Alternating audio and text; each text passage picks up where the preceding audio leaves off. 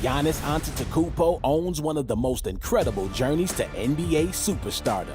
His transformation from skinny teenager to back-to-back MVP is just one of the reasons he's known as the Greek Freak. He also won Finals MVP by leading the Bucks to the 2021 title. Another rookie coming in from Milwaukee, GIANNIS ATETOKOUNMPO. I'm an all-around player. I can jump, I can shoot, I can pass the ball. I can do everything in the court. He jumped like Dr. J. Giannis trailing the lob. Oh! My first impression was like, man, this kid works hard. And how he practiced is how he played. I played with two other Hall of Famers in Dirk Nowitzki and Kevin Garnett. And Giannis embodied what made them great. KG's intensity, his approach to practicing games, it was the same. I gotta start shooting now. I'm not 25 no more, I'm 26 now. Woo, that's cash. Cash, baby. Cash money.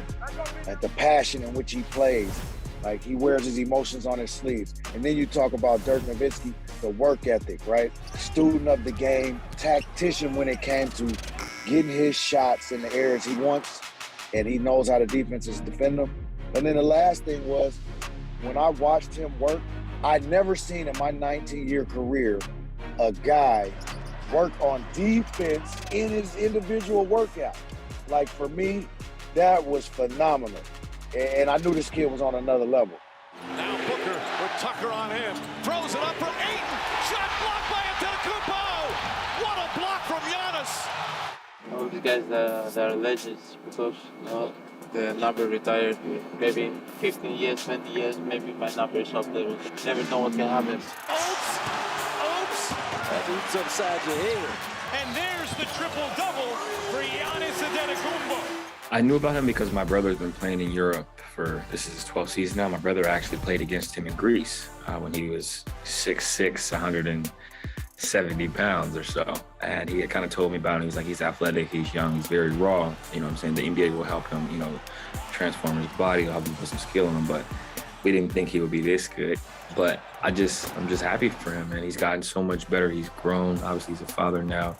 His game has continued to evolve, but, he's still appreciative and remembers, what it took to get to this point. It's always funny. You can look on the floor and you see the future Hall of Famer, and you look at Giannis. Please don't call me MVP until I win it again next year. My ceiling, I'm not even close to my ceiling yet. My favorite thing about Giannis is his humility. And what I mean by that is he's always driven.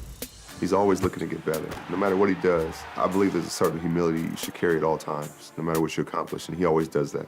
You see his interviews after, and I believe it's genuine. It's not like something that's manufactured or something that's, for the camera. It's watching his journey. He's one of my favorite players because if you look at their team, the way he's willed them to a championship, the way he's carried them, they have great players as well, but his number are like video game numbers, right? Like, going to get 50 in one of the last games of the season, going to be as dominant as he is. I think he is already one of the top 15 players ever, and he has so much more to go, and I think he'll continue to impress us, and he'll continue to do it with humility. Only the 7th player in the history of the finals to have a 50-point game. This year's Bill Russell Finals MVP, Giannis Antetokounmpo. Antetokounmpo, oh my goodness! He's inhuman! No one else on the planet does that, on any planet. That's why we call him the freak. What I recognized immediately about Giannis is that he was very shy. He was alone because his family wasn't there, and I got to really know him in the backdrop of his family.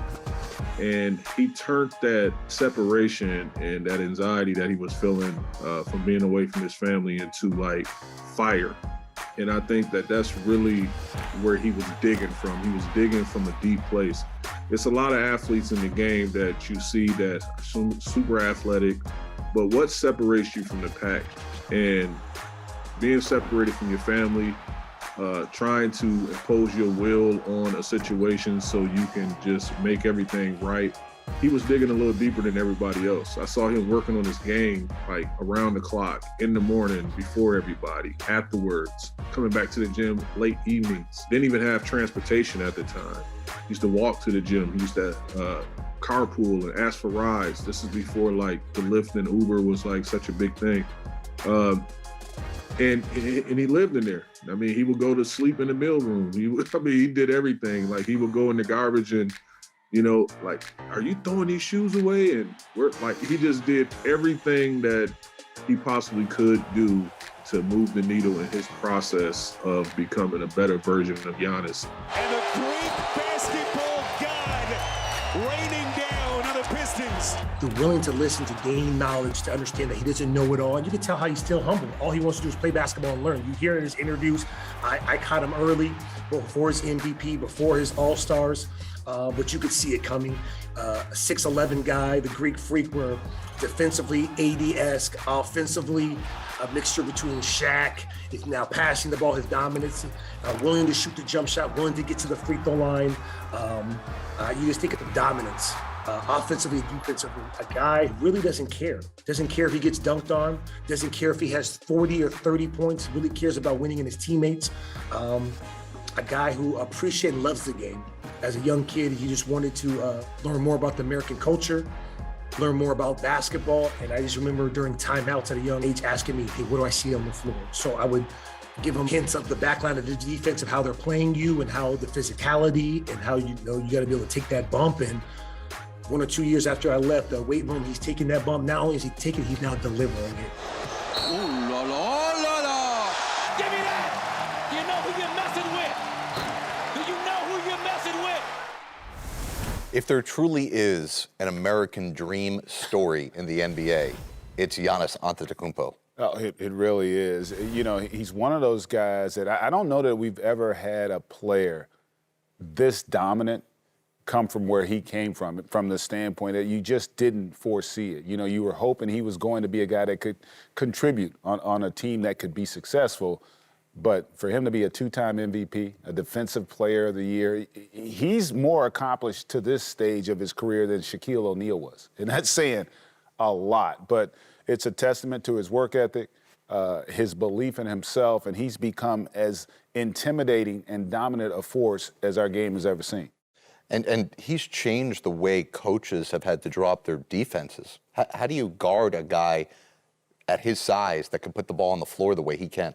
You really can't, because what's happened also is he's become a better basketball player, meaning he's a better decision maker, and his passing has improved. And, you know, I equate him to Shaquille O'Neal. I said he's the modern day version of Shaq, except he plays facing the basket.